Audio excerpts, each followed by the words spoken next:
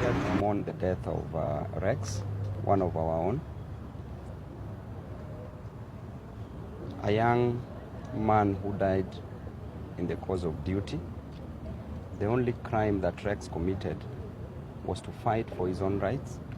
The only crime that Rex committed was to fight for the rights of Kenyan citizens, was to ensure that the high cost of living is lowered, was to ensure that the draconian finance bill does not go through. That is the only crime Rex was fighting for, to ensure that the jobless Kenyans get jobs, to ensure that he was fighting for the rights of everybody, including my own rights.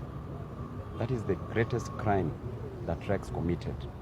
That is what made Rex be killed by the rogue police officer.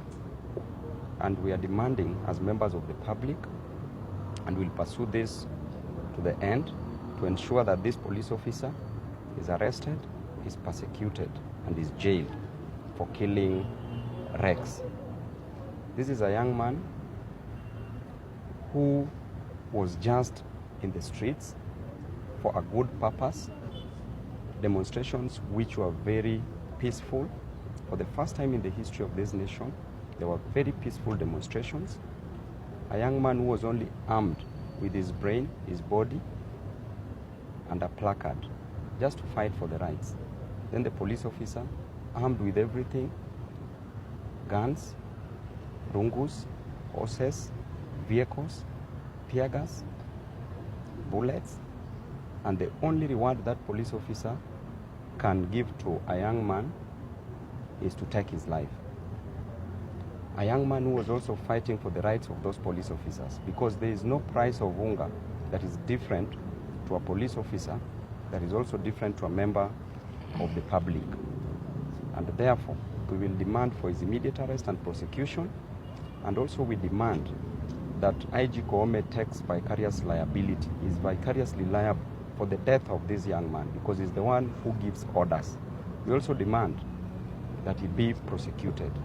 We will also institute a civil suit, civil litigation against him.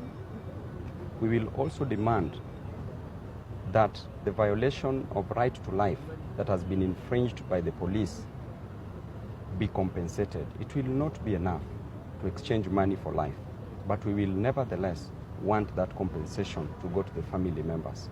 And therefore, we'll also, together with the families, institute a constitutional petition for violation of right and declaration violation of right and compensation in terms of damages. I know it is really sad to lose a young man. It should be normal for a child to bury a parent, but it is quite abnormal for a parent to bury a child. It is really painful and heartening. And I know that these atrocities that are being committed by this government, fate has a way of catching up with injustice. President Ruto, where he is seated, how does he feel after Kenyan has lost life just because this Kenyan was trying to correct his mistakes, the mistakes that is forcing on the throats of Kenyans? And I want to tell him that it shall not stop there. It shall not stop there. I urge all the young men and women in this country to unite. Let the death of Rex not just go in vain. We will give Rex a befitting send-off of a hero, because he's a warrior, he's a hero. He's died for us so that we can enjoy the fruits of liberation. And we shall not disappoint him. And I urge young men and women, the millennials, the Gen Zs, Kenyans, not to let this death go in pain.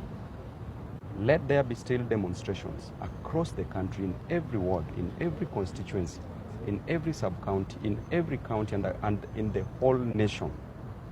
Kenyans spoke yesterday, and they will still speak.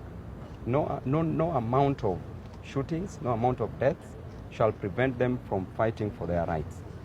And therefore, we will continue fighting. May Rex soul rest in peace.